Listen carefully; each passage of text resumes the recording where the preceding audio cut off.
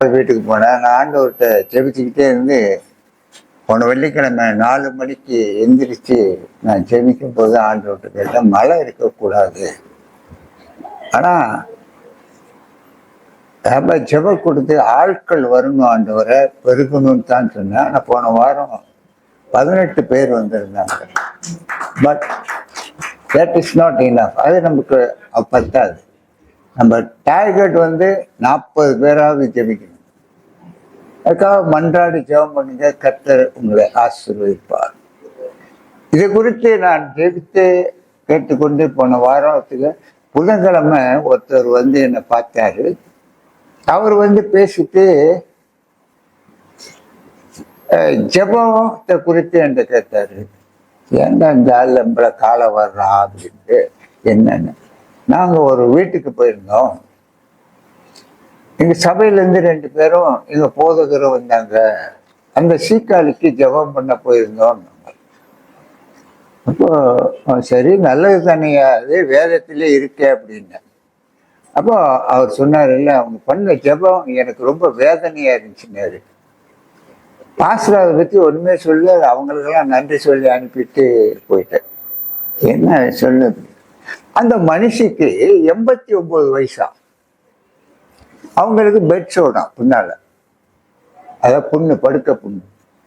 அவங்க எந்திரிச்சு நடக்க முடியாது. 89 வயது மூதாட்டிக்கு நம்ம செய்ய வேண்டிய ஜெபம், கர்த்தருடைய கிருபை அவங்களுக்கு வரணும், அவங்க சமாதானம் பெறணும், அவங்ககிட்ட அந்த அம்மாவுக்கு கர்த்தர் சுகம் கொடுக்கணும், கர்த்தர் சித்தம் இருந்தா ஆயில கூட்டி கொடுக்கணும். அவங்களுக்காக நம்ம மன்றாட வேண்டியதான். வியாதிக்காக, இயேசு வியாதிக்காக சுகம் கொடுத்தவர். ஆனா இவங்க இந்த 2 சகோதரிகள் அதட்டி அதட்டி ஜெபம் பண்றாங்களாம். அவர் கேட்டுட்டே இருந்து அவரால் தாங்க முடியாம வெளியே வந்து நின்ட்டாராம். அதாவது, ஆண்டவரை இந்த அம்மாவுக்கு சுகம் கொடு, இவங்க எழுந்து நடக்கணும், நடக்கணும் ஆண்டவரை, உன்னுடைய சித்தங்க நடக்கணும் அப்படின்ட்டு. இவங்க எழுதி போய் சுவிசேஷத்தை மற்றவருக்கு சொல்லணும். அப்போ அதை கேட்க போகும்போது அவர் அந்த அதட்டல் ஜெபத்துல ஆண்டவர் அதட்டி கேட்கறது, இவங்க சித்தம் நடக்கிறது கேட்கறது எப்படின்னு கேட்டாரு. நான் சொன்னேன், ஜெபம் என்பது தேவ சித்தம். 2வது, ஜெபம் என்பது நம்முடைய அன்பை வெளிப்படுத்தி காட்டுறது. ஜெபம் என்பது ஆண்டவர்கிட்ட நம்ம தாழ்மைப்படுத்தணும். உன் சித்தம் நிறைவேறணும், உம்முடைய காரியம் நிறைவேறணும் நம்ம ஜெபிக்கணும். சத்தம் போட்டு கதறி அழுது ஆகு ஆகுன்னு கத்துறதுனால ஆண்டவர் இறங்க மாட்டார். ஆண்டவர் கனிவானவர், இரக்கமுள்ளவர், அன்புள்ளவர், செவிகளை சாட்சி கேட்கிறவர், அதட்டக்கூடாது கர்த்தர். இதுக்காக ஒரு இடத்துல போய் கத்தி இது ஜெபம் பண்றதுனால ரொம்ப பேர் போன ஆஸ்பத்திரியில கத்துவாங்க. நான் படிக்கிற காலத்துல ஆஸ்பத்திரி ஊழியம் போய் ஆகணும். அப்ப நானும் போறேன். ஒரு பாஸ்டர் எங்களுக்கு தலைவர் ஒருத்தர் வருவார். அவர் முன்னுக்கு போயிட்டு ஒரு ஆள்கிட்ட ஜெபிக்கிட்டு இருக்காரு. அவருக்கு வியாதிக்கு ஜெபிக்கிறாரு. பக்கத்துல எந்திரிச்சாரு, உடனே திருப்புறாரு. ஏண்டா, எங்க ஆண்டவருக்கு வல்லம் இல்லையா? வேசு வேசுன்னு சொல்லி அவனை இந்த மாதிரி கத்தி என்ன அநியாயம் பண்றீங்க? அவருக்கு ஆத்திரம், கிறிஸ்துவ பத்தி பேச சொல்லுங்க. அப்போ இங்கதான் சட்டம் போட்டு ஜெபம் பண்ணுமா, எங்க காலியத்தை என்னமோ சொல்றாரு. நான் வெளியே வந்துட்டேன். அந்த மாதிரி மற்றவங்களை ஆஸ்பத்திரியில போய் அதட்டி சத்தம் போட்டு ஜெபிக்கிறதெல்லாம் தப்பான காரியம். உன் வல்லமை, உன் ஜெபத்தின் வல்லமை இன்னதென்று அறியணும். உன் தேவனாகிய ஆண்டவர் சித்தம் கொண்டவர் என்று அறிந்து ஜெபிக்கணும். ஜெபம் என்பது சாதாரண காரியம் அல்ல. தேவனுக்கு ஜெபம் என்று சொன்னால், ஜெபம் தேவனுக்கு விசாலமானது. இதுதான் டைட்டில். ஜெபம் என்பது the prayer தேவனுக்கு விசாலமானதாம் என்று சொல்லப்படுகிறது. இன்னைக்கு ரொம்ப பேரு, இன்னைக்கு உள்ள வேத கல்லூரி அப்படி இருக்கு. எங்கெங்கேயோ ஆரம்பிச்சு என்னென்னமோ அடிச்சு விடுறானுங்க. போறான் 3 மாசத்துல படிக்கிறாங்கிறான், 6 மாசத்துல முடிச்சிடறாங்கிறான், என்னென்னமோ சொல்றாங்க. ஆனா ஜெபம் சரியாக பிரேயர் இல்லை, சரியாக போதனைகள் இல்லை. 4 வருஷம் படிக்கிற இடத்துல 6 மாசம் 1 வருஷத்துல முடிச்சுட்டேன்னு சொன்னா என்ன? அதுவும் வாரத்துக்கு 1 நாள் போய் கர்த்தருக்கு பிரியமான பிள்ளைகளே, இன்னைக்கு அநேக தவறுகள் நடக்குது. கள்ள போதனை, கள்ள தீர்க்கதரிசி என்று போன வாரம் கூட ஜெபித்தார்கள். அவர்கள் ஜெபிக்கிறதுக்கு மாத்திரம் நம்ம பிரயோஜனம் இல்லை.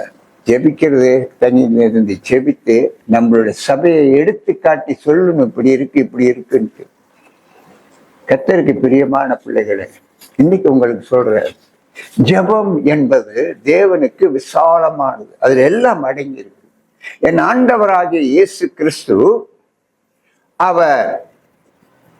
அவர் காட்டி கொடுக்கிறதுக்கு முன்பதாக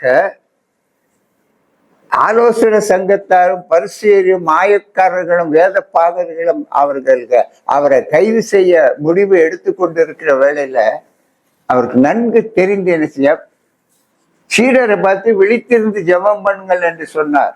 ஆனால் லூக்கா சுவிசேஷத்தை நான் வாசிக்க போகும்போது, அவர் அந்த ராத்திரி ஜெபிக்க போகும்போது, அவர் ஜெபம் பண்ணும்போது தன் ரத்தம், வேர்வை ரத்தமாக தரையில விழுந்தது என்று வேதம் எழுதியிருக்குது. ஹல்லேலூயா.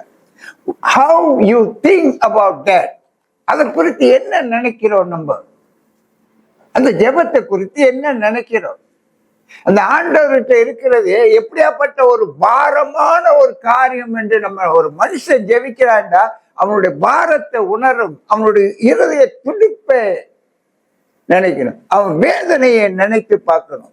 அந்த இடத்துல ஆண்டவர் சொல்றார், ஒண்ணு, பிதாவே உன் சித்தமா இருந்தா இதன் அகட்டு, இல்லைன்னா இல்லை. So we think that Jabba is honorable, glorified God, கனப்படுத்துறது, தேவனை மகிமைப்படுத்துறது, தேவனுடைய முன்பதாக நம்மளை யார் என்று தாழ்த்தக்கூடியதாக இருக்கிறது. ஹல்லேலூயா. ஜெபம் தேவனை அதற்றுறது அல்ல, கட்டளை போடுறது அல்ல. இன்னொன்னு, ஜெபிக்க போது நம்ம சொல்ற வார்த்தை நம்ம அதை மாதிரி சாட்சியாக இருக்கிறோமா என்று கர்த்தரிடத்துல ஜெபிக்கணும். ஹல்லேலூயா. நான் ஆண்டவர்கிட்ட கூட எல்லாமே நான் ஜெபம் பண்ணி, ஆண்டவர் நீ அப்படி செய்ய, இப்படி செய்ய, ஆண்டவர் கூட இல்லையே. So we must be an example in our prayer. நம்ம ஒரு நல்ல ஒரு எடுத்துக்காட்டாக நம்மளுடைய ஜெபத்தில் இருக்கணும். ஜெபம் ஆண்டோடைய சன்னிதானத்தில் அது விசாலமானது. ஹல்லேலூயா. உறுதியானது எத்தனை காரியங்களுக்கு. ஆனா ஒரு தாசன் எழுதியிருந்தாரு, பத்திரிக்கையில நான் படிச்சேன், நியூஸ்ல, மேகசின்ல. அப்ப ஜெபம், prayer is for God kingdom, தேவனுக்கும் தேவனுடைய ராஜ்யத்துக்கும் என்று சொல்லப்படுது. விசாலமானது அது. So today we going to see the prayer. இன்னைக்கு நம்ம ஜெபத்தை குறித்து பார்க்க போகிறோம். நீங்க யாக்கோப்புக்கு எழுதப்பட்ட புஸ்தகம் ஜேம்ஸ் 5வது அதிகாரத்துல நீங்க அந்த குறிப்பிட்ட சில வசனங்களை வாசிங்க. அந்த 13 கடைசி வாசிங்க. ஜெபம் என்பது என்ன சொல்லப்படுது, மற்றவருக்காக நமக்காக. எல்லாத்தையும் விட ஒரே ஒரு அதுல எழுதப்பட்டிருக்கு, பிறரோட பிரச்சனைக்காக நான் ஜெபித்து நம்ம பங்கு எடுக்கணும். பிறர் சந்தோஷமா இருந்தானேண்டா அவனுக்காக நம்மள பார்த்து சந்தோஷப்பட்டு தேவனை ஸ்தோத்திரிக்கணும். We must have to praise God. அவன் சந்தோஷமா இருக்கிறானா, அவன் ஆரோக்கியமா இருக்கிறானா, அவனோட வருமானம் நல்லா இருக்குன்னா, அவன் ஆண்டவர்கிட்ட ஜெபிச்சு அவன் சந்தோஷமா இருக்கான்னா, when we in the prayer we must be happy with him. அவனோட நம்ம சந்தோஷப்படணும். ஹல்லேலூயா. அதுதான் ஜெபம். அவன் வருத்தப்பட்டு பாரம் சுமந்து அவன் வேதனைப்பட்டு அவன் அல்லல் பட்டு கொண்டிருக்கும் போது நம்மளும் அந்த இடத்துல நம்மளை தாழ்த்தி அந்த வேதனையை உணரணும். ஹல்லேலூயா. Prayer, we have to devote our prayer words.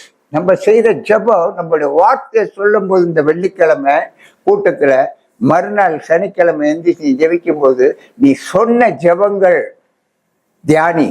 அப்போ அது சரியா சரியில்லையான்னு ஒண்ணுக்கு உணர ஆரம்பிப்பேன். ஹல்லேலூயா. நான் பிரேயர் இங்க வந்து பிரேயர் பண்ணிட்டு வீட்டுக்கு போன முடிஞ்சு அல்ல. You must devotion your word when you use in the prayer.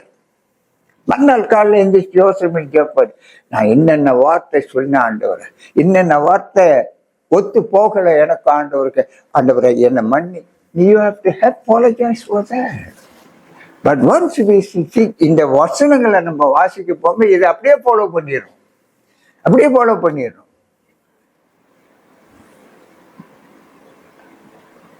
The prayer is a power of God. தேவனுடைய வல்லமை ஜெபம், தேவனுடைய இரக்கம் ஜெபம், தேவனுடைய சித்தம் ஜெபம். You must think that. கர்த்தருக்கு பிரியமான பிள்ளைகளே, ஜெபம் என்று சொல்ல போகும்போது அது விசாலமானது. அந்த ஜெபத்தில் உள்ள பாரத்தை, அந்த ஜெபத்தில் உள்ள வருத்தத்தை, அந்த ஜெபத்தில் உள்ள துக்கங்களை, அந்த ஈன சொல்களை மற்றவர்கிட்ட நம்ம கேட்கும்போது ரொம்ப தாழ்ந்து போய் கீழே விழுந்து, நல்ல வாழ்ந்த குடும்பம் கீழே விழுந்து போயிருக்கும் போது, அதுவும் கிறிஸ்துக்குள்ள இருக்கும்போது அநேக பேர் நம்மளை பார்த்து குறை சொல்லி பேசும்போது அது எவ்வளவு ஒரு வேதனையாக இருக்கும். அல்லேலூயா, எவ்வளவு ஒரு வேதனையாக இருக்கும். உதாரணத்துக்கு வேதத்துல அன்னாளை குறித்து நீங்க பார்க்க போகும்போது நான் அதை பார்த்து தான் சொன்னேன். ஒரு மனிதனுக்கு ஆண்டவர் யாக்கோப்புல மிக அழகாக 5வது அதிகாரத்துல சொல்லிட்டார், நம்ம எப்படி ஜெபிக்கணும், யாரை பார்க்கணும் என்னன்னு. அல்லேலூயா. நான் சும்மா உங்களுக்கு 13-16 வசனத்தை கொடுத்தேன், ஆனா முழுவதையும் வாசித்து பாருங்க, அப்ப நமக்கு தெரியும். அல்லேலூயா. எனக்கு தெரிஞ்சதை நான் போய் சொல்லிட்டேன். கர்த்தருக்கு பிரியமான பிள்ளைகளை, வேதத்தை எடுத்துக்கொள்ளுங்கள், வேதத்தை எடுத்துக்கொள்ளுங்கள். 1 சாமுவேல் புஸ்தகம் 1வது அதிகாரம் 10வது வசனத்தை மாத்திரம் வாசியுங்கள். மிகவும் அழுது கர்த்தரை நோக்கி விண்ணப்பம் பண்ணேன். இன்னொரு வாசிங்க. அவள் போய் மனம் கசந்து மிகவும் அழுது கர்த்தரை நோக்கி விண்ணப்பம் பண்ணேன். கர்த்தருக்கு பிரியம். நம்ம 1 Samuel in bitterness for in his soul. அவ அந்த தேவ ஆலயத்துக்கு போய், அப்போ அந்த காலத்துல ஆசாரியனாக இருந்தது ஏலி. அந்த ஏலி தேவ ஆலயத்தின் வாசல்ல உட்கார்ந்து கொண்டு கவனிக்கிறவர். ஒரு ஆசாரியன் எப்போ இருக்கிற இடத்துல இருந்து அவன் கவனிப்பான், எல்லாரையும் கவனிப்பான். கர்த்தருக்கு பிரியமான பிள்ளைங்க, அப்படி அவன் உட்கார்ந்து கவனித்து கொண்டு இருக்கும் போது, நான் ஒருத்தர் சொல்றேன், இந்தியாவில் ஏஜியில் ஒரு பாஸ்டர் இருப்பாரு. நான் இதை பார்த்து, காலையில 6:30 மணிக்கு அவர் சேவிஸ், முதல் சேவிஸ். அவரு எல்லாம் ரெடி ஆகிட்டு ப்ரேயர்லாம் முடிச்சுட்டு 6 மணிக்கு ஜன்னலை திறந்து விட்டு அவர் ஆஃபீஸில் உட்காந்து பார்த்துருப்பாரு. அப்போ நான் போயிருக்கும்போது, அங்கே என்னை அனுப்பியிருக்கும்போது அவர் வீட்டில் தான் தங்கியிருந்தேன். அவர் சொன்னார், உட்காரியா அப்படின்னு சொல்லி உட்காந்து பார்த்துருந்தார். அப்போ சொன்னார், நான் இங்கே என்ன பார்க்குறேன், நீங்கள் கவனிங்கன்னு. அப்படியே கவனிக்கும்போது ஒரு ஆளாக வர்றாங்க சபைக்கு. அவர் அவங்கள பார்த்து சிரிச்சுக்கிட்டே சந்தோஷப்படுறாரு. என்னப்பா சொன்னேன், என்னுடைய ஜனங்க எப்படி வர்றாங்க பாரு அப்படி. ஸோ ஆலயத்தை அப்பதான் உணர்ந்து, 7 ஆலயத்துல உட்காந்து அன்னாள் என்ன செய்கிறாள் என்று அதையும் கவனித்து கொண்டிருந்தான்னா, அப்ப இந்த போதகர் யாராக இருக்கிறார் என்று நம்ம நினைக்கிறோம். அல்லேலூயா. ஸோ வி மஸ்ட் திங்க், ஆலயத்துல போதகர்கள் என்ன செய்யறாரு. அப்போ அங்க என்ன பார்க்கலாம், அவளுடைய கஷ்டப்பின் வேதனையை அவன் பார்க்கல. அவன் என்ன உதட்டு கவனிக்கிறான். ஏன்னா அவன் உதட்டிலே தன்னை வெளியே சொல்ல முடியாத அளவுக்கு அவ பிதட்டி கொண்டிருக்கிறாள் ஆண்டவர்கிட்ட. அதை பார்த்து கொள்ள போகும்போது, அன்னாள் was much in throughout his heart to God. ஜெபம் என்பது நம்மளுடைய இருதயத்தை கர்த்தர்கிட்ட ஊற்றுகிறது. அல்லேலூயா. எப்படி நம்ம மற்றவங்களை பார்த்து பொறாமப்பட முடியும் ஜெபத்துல உட்கார்ந்து? எப்படி மற்றவங்களை பார்த்து நம்ம நகைக்க முடியும்? அந்த ஜெபத்தை நம்ம எப்படி அசட்டை பண்ண முடியும்? ஏன்னா வேதனையில உட்கார்ந்து இருக்கோம். அல்லேலூயா. உன்னுடைய உள் பாரத்துல, உன்னுடைய இருதயத்தின் பாரத்துல உட்கார்ந்து இருக்கு ஜெப கூட்டத்துல. இட் இஸ் a unity என்று சொன்னால், அவனுடைய கஷ்ட நஷ்டம், அவனுடைய வியாதியை நம்மளும் சுமக்கிறோம். அல்லேலூயா. That's why in the end of the prayer, இந்த ஜெபம் முடிக்கும் போது எல்லாரும் ஒன்று கூடி ஆமென். We are not copycat from others. Hallelujah. உன் ஆண்டவர் சித்தம் கொண்டு உனக்கு ஆண்டவர் என்ன வைத்திருக்கிறாரோ அதை செய். ஹல்லேலூயா. You ask to God how to lead. கர்த்தர் உனக்கு வெளிப்படுத்துவார். ஜெபம் ஜெபம் தேவனுடைய ராஜ்யத்துல ஜெபம் விசாலமானது. ஹல்லேலூயா. நீ செய்யற ஜெபம் கர்த்தர்கிட்ட மாத்திரம் போல தேவ ராஜ்யத்துக்குள்ள பிரவேசிக்குது. ஹல்லேலூயா. தேவ ராஜ்யத்துல தேவன் இருக்கிறார். முதலாவது ஒரு ஜெபம் தேவ ராஜ்யத்துக்குள் பிரவேசித்து கர்த்தர்கிட்ட போது அவருடைய செவிக்கு. ஹல்லேலூயா. So how you have to fear for your prayer. உன்னுடைய ஜெபத்துக்கு நீ யாராக இருக்கிறேன், எப்படி பயந்து செய்கிறேன். ஹல்லேலூயா. அப்ப அன்னாளுடைய ஜெபம் அவளுக்கு ஒன்றிதான் தெரியும், அந்த தேவனுக்கு தெரியும். அன்றைக்கு அந்த ஆலயத்துல. ஹல்லேலூயா. ஏலிக்கு தெரியாது. ஏலி என்ன நினைத்தால் அவ சத்தம் போட்டு பேச அந்த அளவுக்கு அவளுக்கு துக்கம். ஹல்லேலூயா. உலகம் ஒரு பக்கம் பேசுது, அவன் நாச்சியார் அவ சக்காலத்தை ஒரு பக்கம் பேசுறா. இதை அவ கேட்க முடியாத சூழ்நிலை தான் அவ எந்திரிச்சு போயிட்டா ஆலயத்துக்கு. ஹல்லேலூயா. எத்தனையோ வருஷம் போறாங்க, வருஷம் வருஷம் இந்த வேதம் சொல்லுது. ஆனா அந்த வருஷம் தேவ ஆலயத்துல போய் தன்னுடைய பாரத்தையே கொட்ட முடியாத அளவுக்கு பிதட்டுகிறாள். ஹல்லேலூயா. தன்னுடைய வருத்தத்தை சுமக்க முடியாம பிதட்டுகிறாள்.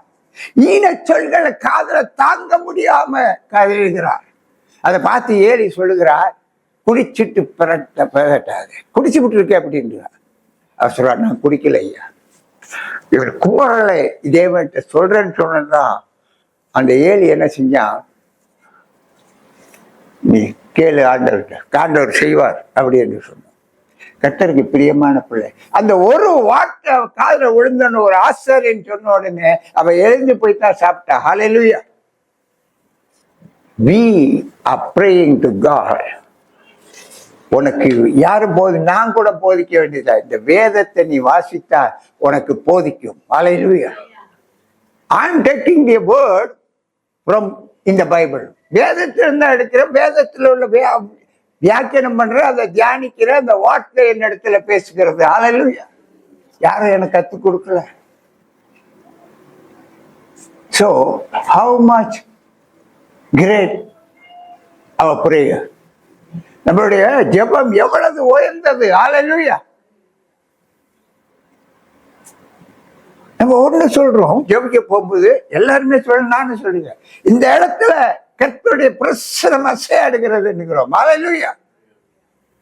But what authority I use that word? என்ன அதிகாரத்தை கொண்டு அதை பேசுகிறேன்? வேதத்தை உங்க மத்தியில நான் வாசம் செய்வேன் சொன்ன வசனம். Hallelujah. I'm not telling, I'm telling the word of God. I am in you, with you. நான் உன்னோடு இருக்கிறேன், என் பிரசனம் உன்னோடு இருக்கிறது. Hallelujah. நான் மோசையோடு இருந்தது போல யோசுவா உன்னோடு இருப்பேன். மத்திய சுவிசேஷம் 28:20 கடைசி வார்த்தை அவர் சொல்றாரு, நான் உன்னோடு இருப்பேன் இயேசு. ஹல்லேலூயா. இட் இஸ் அவருடைய பிரசனம் உன்னோடு இருக்கிறது. ஹல்லேலூயா.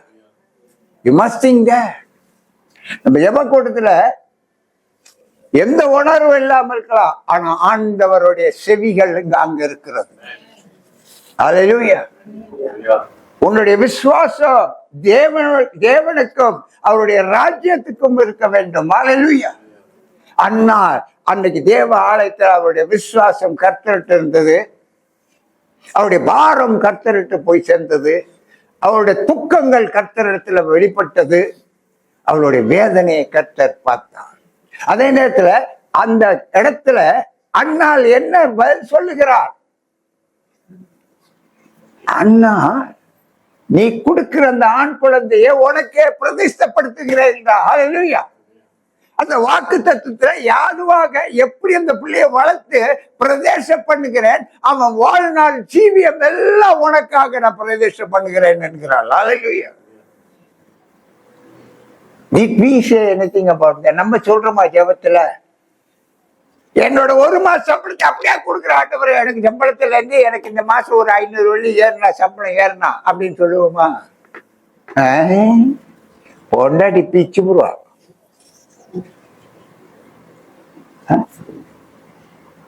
இல்லையா? ஜெபம் என்பது உனக்கும் ஆண்டவருக்கும், மனைவிக்கும், பிள்ளைக்கும், தாகி தகப்பனுக்கும் சம்பந்தம் கிடையாது. ஹல்லேலூயா. நான் எப்போ எந்த காரியம் செஞ்சாலும் யாருக்கும் போய் கேட்க மாட்டேன். உட்காந்துட்டு ஆண்டவரே இதை செய்யவா, இதை செய்வா, போலாமா, கொடுக்கலாமுங்க, நினைச்சதை சொல்லிடுவான். நான் இப்படி செய்யலாம்னு நினைக்கிறேன்ட்டு நான் யாருக்காவது சொல்லிடுவேன்.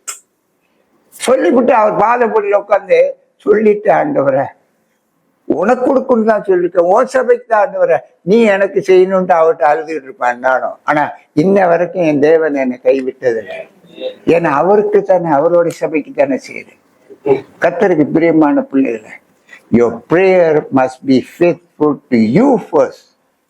உன்னோட ஜெபம் விசுவாசம், உனக்கு அது விசுவாசத்துல இருந்து தாண்டவர்கிட்ட ஒப்பு கொடுக்கணும். விசுவாசத்துல செயல்படுகிறேன் என்று. ஹல்லேலூயா. விசுவாசம் விசுவாசம் ஆண்டவரே நீ செய்யுங்கிறது விசுவாசம் அல்ல. We can say we are glorified God. நம்ம சொல்ல நான் ஆண்டவரை மகிமைப்படுத்துறேன்.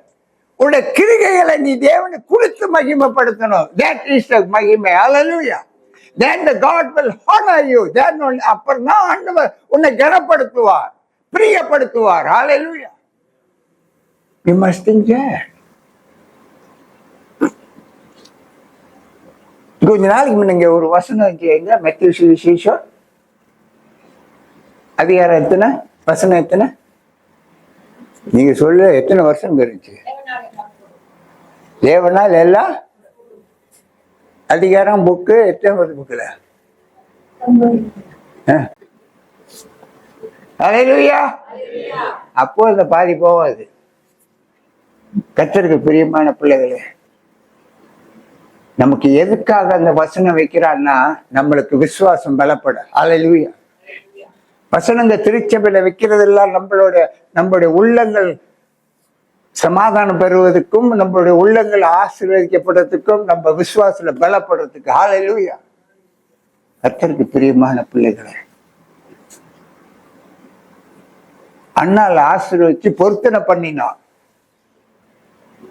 ஜெபம் தேவனுக்கு விசாலம் என்று சொல்ல போகும்போது உன்னுடைய உள்ளம் விசாலமாக இருக்கணும். ஹல்லேலூயா. ஹல்லேலூயா. ஜெபம் பண்றது குடுக்கலாம். குடுக்கணும் என்ன?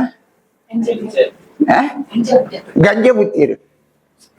அது விசாலமானதுயா நம்மளுடைய ஜெபம். ஹல்லேலூயா. நீண்ட ஜெபம் பண்ணிட்டு போறது இல்ல, டைமை முடிக்கிறதுக்காக. நம்ம செய்யற ஜெபம் விசாலமானது. அது கர்த்தருக்கு ஒப்பு கொடுக்கிற ஜெபம். ஹல்லேலூயா. கர்த்தருக்கு ஒப்புக்கப்போ அண்ணால் செய்யற ஜெபத்துக்கு அவ பலனை எதிர்பார்க்கிற அந்த இடத்துல, நான் திருப்பி உனக்கு என்ன நம்ம கொடுத்துக்கிறது, நான் அதை உனக்கே திருப்பி எதை செய்வேன் என்று சொல்லும் போது பலனை எதிர்பார்த்து செய்யறது. ஹல்லேலூயா. பலனை எதிர்பார்த்து செய்யறது. அப்ப அவ சொல்றா, நான் உனக்கே கொடுத்த பிற்பாடு அண்ணாளுக்கு எத்தனை பிள்ளை பிறந்தது? 10 இருக்க கூடாதா? 10 இருக்கணுமா உங்க வாழ்க்கையில?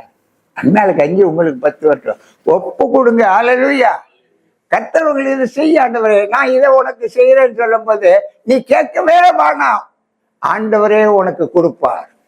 ஏன்னா நீ ஒண்ணு நான் கொடுக்கிற திருப்பி எனக்கே அதை கொடுக்கிறியே அப்படின்னு சொல்லி ஆண்டவர் ஆசீர்வதிக்கிறார். ஹல்லேலூயா. ஹல்லேலூயா. ஜெபம் அதுதான். யாக்கோப் ஓடுகிறான் தன் தகப்பன் வீட்டை விட்டு. அண்ணனை ஏமாத்தினா, அப்பாவை ஏமாத்தினா, எல்லாத்தையும் ஏமாத்தி ஓடுறான். அவன் தன் மாமனார் வீட்டுக்கு ஓடுறான், லாபான் வீட்டுக்கு ஓடுறான். வர்ற வழியில பொழுது அடைய போகுது, சூரியன் அடங்க போகுது, ராத்திரி வேலை. ஒரு இடத்துல படுக்கும்போது ஒரு கல்லை தூக்கி வச்சு படுத்தான். ஆனா அது அந்த கனவெல்லாம் முடிஞ்ச பிற்பாடு அவன் ஆண்டவர்கிட்ட என்ன சொல்லி பொருத்தனை பண்ணான்? நான் போகும்போது என்னை ஆசீர்வதித்து என் தகப்பன் வீட்டுக்கு சேமமாக நான் என்ன ஆசீர்வதித்து அப்படின்னா எல்லாமே இன்க்ளூடிங் ஆல் இஸ் தேர். எல்லாமே எங்க இருக்கு, கையின் பிரயாசம், ஜீவி, எல்லா ஆபத்து, பாதுகாப்பு எல்லாமே இருக்கு. I will return to my fathers house. என்னுடைய தகப்பனோட வீட்டுக்கு நான் திரும்பும் போது உனக்கு 10ல் 1 செலுத்துறேன். 10%, 10%. அது என்ன? அண்ணால் சொன்ன மாதிரியே இங்க அவனை சொல்றான். ஹல்லேலூயா. இப்போ அந்த ஜெபத்துல நீ எனக்கு செய்யும்போது நான் உனக்கு திருப்பி இதை கொடுப்பேன் என்று சொல்றோம். அல்லேலூயா. ஆனா அந்த 10% எப்போ வந்தது தெரியுமா? எந்த காலத்துல வந்துச்சு?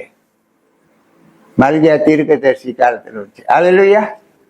ஆனா இது யாக்கோபு ஆரம்ப காலத்துல சொல்லுகிறார். So you can ask anything to God. ஊழியத்துக்கு வரேன் அங்கிருந்து வந்து பாஸ்டர் ஜெபிக்கிறது பெரிதல்ல. நீ செய்யறது நல்ல காரியம், ஆனா நீ செயல்படணும் அதுல. அல்லேலூயா. அப்பதான் ஆசீர்வாதத்தை பார்க்க முடியும். செயல்படாம ஆசீர்வாதத்தை பார்க்க முடியாது. அப்ப நம்ம என்ன செய்யணும்? கர்த்தருக்கு கொடுத்து ஆண்டவர்கிட்ட பொருத்தனை செஞ்சாதான் கர்த்தர் நமக்கு செய்வார். அல்லேலூயா. நம்ம எல்லாம் கேட்கறதெல்லாம் பெற்றுக்கொள்ளணும். ஒண்ணு சொல்லுவோம் கிறிஸ்தவன், ஆண்டவரே நம்ம கிட்ட இருந்து எதுவுமே எதிர்பார்க்காது, உலகத்தில் உள்ளதெல்லாம் அவருடையது. எப்ப நான் சோக்கா சொல்றேன் பத்தியா அந்த வார்த்தை, உலகத்தில் உள்ளது எல்லாமே யாருடையது. அதனால அவர் கொடுக்கறது மாத்திரம் எடுத்துக்குவோம், நம்ம கொடுக்கவே கூடாது. ஆனா ஆசீர்வாதம் வேணும். அந்த ஆசீர்வாதம் இருந்தா தான் நீ நல்லா இருப்ப. கர்த்தரா ஆண்டவர் சொல்றாரு, என்னால ஆகாத காரியம் உண்டோ என்று கேட்கிறார். ஜெபம், என்னால ஆகாத காரியம் உண்டோ என்று கேட்கிறார். எடுத்துக்கொள்ளுங்க. ஆதியாகமம் 18வது அதிகாரம் 14வது வசனத்தை வாசிங்க. The book of Genesis chapter 18 verse 14. கர்த்தரால் ஆகாத காரியம் உண்டோ? திரும்ப வருவேன், அப்பொழுது சாராளுக்கு ஒரு குமாரன் இருப்பான் என்றார். என்னால ஆகாத முடியாதோ? அந்த அம்மாவை சொன்னாங்க. என்ன வசனம் சொன்னீங்க? அது பார்த்தாச்சு, அது கேட்கல. என்ன வார்த்தை சொன்னீங்க நீங்க? தேவனால எல்லாம் கொடுங்க. இங்க என்ன தெரியுமா சொல்றது? என்னால ஆகாத காரியம் உண்டோ? தேவனால் எல்லாம் முடியும். நம்மளுடைய மனசை பொறுத்தது. ஹல்லேலூயா. நான் ஆபிரகாமுக்குள்ள காலத்தை ஆபிரகாமுக்கு சொன்னதை, ஆபிரகாம் மனைவிக்கு சொன்னதை சொல்ல, இன்றைக்கு புதிய ஏற்பாடுல புதிய சபையில அமர்ந்திருக்கிறவங்க சொல்ற, கர்த்தரால் எல்லாம் ஆகும். ஆனால் நீ பொருத்தன பிரகாரம் கர்த்தருக்கு செய்தால் வரும். ஹல்லேலூயா. வரும், வரும்.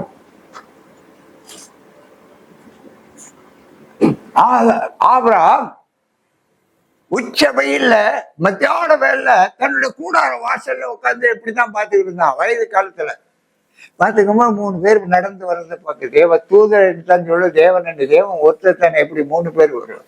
3 பேர் வர்றதை பார்த்தோன்னே ஏது ஓடி போய் அவன் ஆண்டவர் ஓடி போய் அவர்களை வர வைத்து அவங்க வீட்டுல உட்கார வச்சு உணவு கொண்டு பண்ணித்தான் போகணும்னு சொல்லிட்டு கேட்டுக்கொண்டு அவங்க சரின்னு சொன்னாங்க.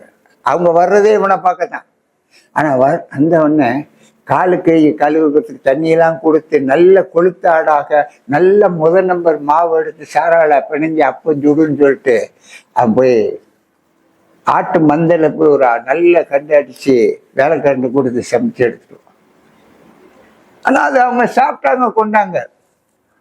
கடைசியில அதுல ஒருவர் கேட்டார், எங்க உன் மனைவி சாரா? ஆனா மனிதனுக்கு எப்பவுமே தன்னுடைய இயற்கை நினைப்பு தான் இருக்கும். உடம்புல தன் உடம்பு எப்படி இருக்கு, நமக்கு என்னால முடியும் முடியாதுன்னு அதை தான் பார்ப்பான். ஆண்டவரை பார்க்கவே மாட்டான். ஆண்டவர் அவனை ஆபிரகாமை அழைத்து இத்தனை ஆசீர்வாதத்துக்கு கொண்டு வந்திருக்கிறாரு. ஆண்டவருடைய வார்த்தை சொன்ன வார்த்தை பழிக்குமே என்று அந்த நேரத்தில் நினைக்க மாட்டான். தன்னுடைய உடல் நிலையத்தான் நினைப்பான். அடுத்த காலத்துல நாங்க வரக்கூடிய இதே காலகட்டத்துல சாராளுக்கு ஒரு ஆண் குழந்தை இருக்கும் என்று சொல்லும் போது அவ அந்த கூடார வாசல்ல மறைவுல நின்று நகைத்தாள் என்று சொல்லுகிறது. அப்படி என்றால் அவளுடைய நிலைமையை பார்க்கிறான். அவ புருஷனுடைய நிலைமையை தான் பார்க்கிறான். நம்மளுடைய பிரச்சனை தான் முன்னுக்கு வைக்கிறோம். அப்படிதான் சாராள் வைக்கிறான். எனக்கு வயசாயிடுச்சு, பெண்களோட வழிபாடுலாம் முடிஞ்சிருச்சு, என் புருஷனோ வயசாயிட்டான். வேதத்துல அப்படிதான் எழுதியிருக்கு. அப்போ சொன்ன மனுஷன் ஏன் ஓ மனைவி சாரா நகைக்கிறாரு என்று கேட்டான். அவன் உடனே அங்க ஒரு பொய்ய சொல்றான், நகைக்கவே இல்லை. உத்தம பத்தினி சொல்ற, ஐயோ நான் நினைக்கவே இல்லை.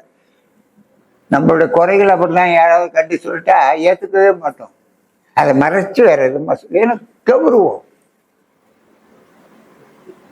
கர்த்தருக்கு பிரியமான பிள்ளைகளே, தேவன் நினைத்தது நடக்கும். அல்லேலூயா. தேவன் நினைத்தது நடக்கும். கர்த்தரால் ஆகாத காரியம் எதுவுமே இல்லை. நம்ம எதை ஜெபிக்கிறோமோ எதை கேட்கிறோமோ அதுக்கு முன் உதாரணமாக நம்ம இருக்கணும். அல்லேலூயா. அதுக்கு முன் உதாரணமாக இருக்கணும். நான் கிறிஸ்தபரு, டேனியலு, மற்ற நம்ம அன்பு ரோஸும் கூட வர்றாரு, நானும் போறேன். அப்ப போய் டேவிட் கணேசனும் அவர் ஒரு புக்கை தூக்கிட்டு வந்துட்டாரு. எனக்கு தெரிஞ்சிச்சு இவருக்கு எல்லாம் எழுத போறாரு, எவ்வளவு செலவாகும் கொள்ளணும். இப்ப எல்லாம் பார்த்துட்டு முடிச்ச உடனே அந்த ரெனோவேஷனுக்கு எவ்வளவு சொன்னாரு, 18,000 எவ்வளவு சொன்னீங்க தெரியல. அப்படிதானே சொன்னீங்க. அப்போ நான் என்ன செஞ்சேன், என் மனசுல தோணுச்சு, ஒரு நபரை நினைச்சு கேட்டார், நீனும் நானும் சேர்ந்து அந்த 18,000 கேட்கலான்னு நினைச்சிட்டு வரேன். இங்க வந்து எல்லாம் பேசிட்டு முடிச்சுட்டு போயிட்டு மறுநாள் காடியில வரும்போது 1000 வெள்ளி மெயின்டெனன்ஸ் பேசினாங்க. எப்பா 10 வருஷத்துல கட்டட காசை விட அதிகமா போயிருதப்பா, இது நமக்கு ஒத்து வராது, நம்மளால கட்ட முடியாது. அல்லேலூயா. நல்ல அழகான கட்டடம், கண்ணாடி என்ன அது, காடி வசதி எல்லாம் இருக்கு. But 1 month $1,000 maintenance fees. அங்க இருக்க இந்த நடக்கிற பாதையே இவ்வளவுதான் இருக்கு. இதை கூட்டி எழுதி போடுறதுக்கு 1000 வெள்ளி மாசம். கட்டடம் 5 லட்சம் வெள்ளிக்கு கேட்கறதுக்கு இருக்கும். அப்போ 10 வருஷத்துல என்ன ஆச்சு, மெயின்டெனன்ஸ் ஃபீஸ் கட்டுறதே போதும். நான் சொல்லிட்டேன், இது ஒத்துப்பட்டு வராது. அந்த அளவுக்கு நம்ம சபை வருமானம் இல்லை. அல்லேலூயா. ஆனா எல்லாரும் ஜெபிக்கிறோம். பட் என்ன தேவை அதை கொடுக்கறதுக்குள்ள காரியத்தை நமக்கு ஆண்டவர்கிட்ட கேட்க மாட்டேங்கிறோம். அல்லேலூயா. நம்ம ஜெபிக்கிறோம், கட்டடம் வேணும் என்று, தேவை சித்தம் என்று சொல்லக்கூடாது. நம்ம அதை கொடுக்க மாட்டேங்கிறோம். நம்ம நினைக்கணும், ஒவ்வொரு விசுவாசம் நம்ம ஏதாவது செய்யணும், இதை கொடுக்கணும், இல்லை என்ன செய்யணும்னு நினைச்சாதான் கர்த்தர் ஆசீர்வதிப்பார். அல்லேலூயா. கர்த்தருக்கு பிரியமான பிள்ளைகளை, எல்லாம் கர்த்தரால ஆகும். ஆகாத காரியம் எதுவுமே இல்லை.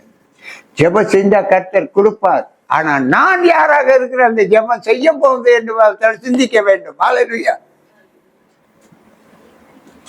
அது நீங்களே புரிஞ்சுக்குவீங்க, நானே புரிஞ்சுக்குவேன். அல்லேலூயா. முடிஞ்ச பிறகு நான் சொல்ல மாட்டேன். அல்லேலூயா. கர்த்தருக்கு அப்போ முதலாவது ஆண்டவருடைய இதுல என்ன வருதுன்னு என்று சொன்னா, அன்பு வருது. 2வது, ஆண்டவரால் எல்லாம் முடியும். அல்லேலூயா. 3வது காரியம், தேவ சித்தம் இருக்கணும். எதுலயும் தேவ சித்தம் இருக்கணும். அல்லேலூயா. நம்மளோட சபைக்கு தகுந்த மாதிரி அவ்வளவுதான் வாங்க முடியும். 5-6 லட்சத்துக்கு 15-20 லட்சத்துக்குலாம் வாங்க முடியாது. அல்லேலூயா. அப்ப தேவ சித்தத்தையும் உணரணும். அப்ப ஜெபித்து தேவன் கொடுக்கல என்ன செய்யுது, சில காரியங்களை நமக்கு தடைப்பட்டு போறது. நம்ம இன்னும் கடைசியில ஆண்டவர்கிட்ட ஜெபம் பண்ணி கிடைக்காம போச்சேன்னு இல்ல, தேவ சித்தம் அது நமக்கு இல்லைன்ட்டு. அதுல ஏதோ ஒரு நன்மைக்காக ஆண்டவர் செய்யறாரு. அல்லேலூயா. எது நடந்தாலும் ஒரு ஆண்டவர் நம்ம நன்மைக்கு தான் செய்யறத தவிர வேற ஒண்ணுமே இல்லை. அல்லேலூயா. When we pray, joyful in our prayer. Continue to pray. தொடர்ந்து ஜெபிக்கணும். அதுதான் மன மகிழ்ச்சி. அல்லேலூயா. ஜெபம் என்பது ஒரு மன மகிழ்ச்சி. அல்லேலூயா. துக்கம் கிடையாது, சோர்வு கிடையாது. நான் இங்க வர்றது மன மகிழ்ச்சியோட வர்றேன் ஜெபம் கொடுத்துக்கு. அல்லேலூயா. யாரு வந்தாலும் வர நான் வருவேன். அல்லேலூயா. ஆண்டவர்கிட்ட மன மகிழ்ச்சியோடு வா, கர்த்தர் உன்னை ஆசீர்வதிப்பார். உன்னை ஆசீர்வதிப்பார். அடுத்த வருஷம் என்ன இல்லை நம்ம சபையில கேப் இல்லை. ஸோ அந்த மாசம், அந்த வருஷத்துல, அடுத்த வருஷம் அந்த மாசத்துல ஆண்டவர் உங்களை ஆசீர்வதிக்கணும், ஏதாவது செய்யணும். அதைத்தான் நான் நினைச்சிட்டு இருக்கேன். நீங்க ஏதாவது நினைச்சிருக்கீங்களா அப்படி? Continue to pray for that. தொடர்ந்து ஜெபிக்கணும்னா அடுத்த வருஷம், இந்த வருஷம் இந்த காரியம் நடந்தது, அடுத்த வருஷம் நம்ம செய்யணும் ஆண்டவரை, நான் தொடர்ந்து ஜெபிக்கிறேன் செய்யணும்ட்டுன்னு போனாதான் அதான் ஜெபம். அல்லேலூயா. இன்னைக்கு ஒரு காரியம் செஞ்சு அது ஆசீர்வாதமா வந்துருச்சு, அதோட முடிஞ்சுல அடுத்த காரியத்துக்கு பிளான் பண்ணு. அல்லேலூயா. அதுதான் continue you pray to God. அல்லேலூயா. இப்போ தொடர்ந்து ஜெபம் பண்ணு. உன் பிள்ளை ஒரு பட்டதாரியா இருக்கலாம், உன் பிள்ளை ஒரு பெரிய பதவியில் இருக்கு, அதோட முடிஞ்சிடல. அவனுடைய எதிர்கால வாழ்க்கை, அவனுடைய சந்ததி, அவனுக்கு என்ன தேவை? நீ கர்த்தர் இடத்துல ஜெபம் பண்ணு, பொறுத்தரை பண்ணு. இது நடக்கணும், நான் இதை செய்யறேன்ட்டு கர்த்தர் செய்வார். ஹல்லேலூயா. என் மனைவி எல்லாத்தையும் சொல்லுவோம், ஒரு பொறுத்தரை படி ஜெபம் பண்ணுப்பா, எல்லாம் நடக்கும்ட்டு. ஹல்லேலூயா. You must do it. ஆசீர்வாதம் வரும். கர்த்தர் தனக்கு, ஏன்னா அவருக்காக கேட்கல, அவருடைய மற்றவருக்காகத்தான் அவர் கேட்கிறார். ஹல்லேலூயா. இந்த பிரேயர் விசாலமானது. ஹல்லேலூயா. ஜெபம் தேவனுக்கு விசாலமானது. விசாலம் என்றா இடத்தை சொல்ல, நம்ம செய்யற ஜெபம் வீட்டு ஜெபமா இருக்கு. எவனாவது செஞ்சு பார்த்து சொன்னாரு விசாலமா ஜெயிச்சு சொன்னா, அதனால 2 மணி நேரம் ஜெயிக்கிறேன் இல்ல. எல்லாமே இன்க்ளூடிங்க. விசாலம் என்றா எல்லாமே அதுக்குள்ள அடங்கியிருக்கு. ஹல்லேலூயா. வருத்தம், பாவம் எல்லாமே இருக்கு. ஹல்லேலூயா. முதலாவது நெகேமியா பத்தி இந்த கேம்ப்ல பேசுறாங்க. நெகேமியா அவன் பாவரிக்க விடுறான்னா அவனையும் சேர்த்து தான் விட்டான். ஹல்லேலூயா. இன்னைக்கு எத்தனாவது முடிச்சம்மா? 16 படிச்ச. யாக்கோட 17, 18 வயசு. 17. அதே 5வது அதிகாரி ஜேம்ஸ்.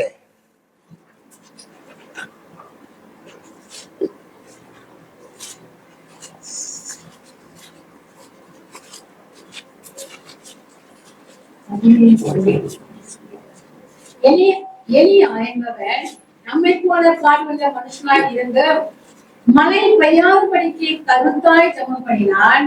அப்பொழுது 3 வருஷம் 6 மாதமும் பூமி மேல் மழை பெய்யவில்லை. மறுபடியும் ஜெபம் பண்ணினான். அப்பொழுது வானம் மழையை பொழிந்தது, பூமி தன் பலனை. எப்ப நம்மளோட ஜெபம் எப்படி இருக்கணும்? நம்முடைய வார்த்தை கர்த்தர் கேட்கிற மாதிரி கேட்கணும். அப்போ உன்னோட உள்ளம் யாதுவாக இருக்கணும். ஆண்டவருக்கு உனக்கு கர்த்தருக்கு பிரியம் இல்லையா? மழையே வரக்கூடாதுல, வராம இருந்துச்சு 3-3.5 வருஷம். பின்பு மழை வரணும்னு ஜெபிச்சா அங்கேயும் ஒரு சோதனை வைக்கிறார். ஏது ஓடுறான் ஒருத்த பார்த்துட்டு ஒண்ணுமே இல்லைங்கிறான், மேகத்தே காணன். அப்புறம் திரும்பி போய் பாடுறாங்கிறான், திருப்பி ஓடுறான், இல்லையேங்கிறான். 3வது போய் என்ன கேட்டான், அட போடா மாட்டையா, நாங்க சும்மா இருந்தாங்க, இப்போ ஓட்டு வர சொன்னோம். இப்போ ஓடி பார்த்தா தெரியும் நான் சொன்னான். திருப்பி போனேன், அங்கேருந்து வந்து சொன்னான், இந்த இவ்வளோட்டு தெரியுதுண்ணா. என்ன தெரியுது? கையளவுனா இவ்வளவுதான் தெரியுதுண்ணா மேகம். உடனே சொன்னான், பரப்புல ஓடு, மழை பெரும் வரப்போகுதுன்னு. அவன் மேகத்தை பார்த்து சொல்ல, ஆண்டவரை பார்த்து சொல்றான், இது ஆண்டவர் விட்டு வரப்போகுதுன்னு அவனோட விசுவாசம் வந்துச்சா இல்லையா? So your prayer must be like that. That's why I say, உன்னுடைய ஜெபம் தேவனுக்கு விசாலமானது. விசாலமானது. அவன் ஜெபத்தை 3 வருஷம் மழை வரக்கூடாதுன்னு ஜெபிக்கிற, மழை வரணும் பெஞ்சுக்கிட்டே இருக்கணும்னு ஜெபிக்கிற. அவன் ஜெபிச்சது மழை வரணும். தேவனுக்கு தெரியும் எத்தனை நாள் பெய்யணும், எப்படி நிப்பாட்டணும்னு அவருக்கே தெரியும். ஸோ அது தேவ சித்தம். That is the prayer. Hallelujah.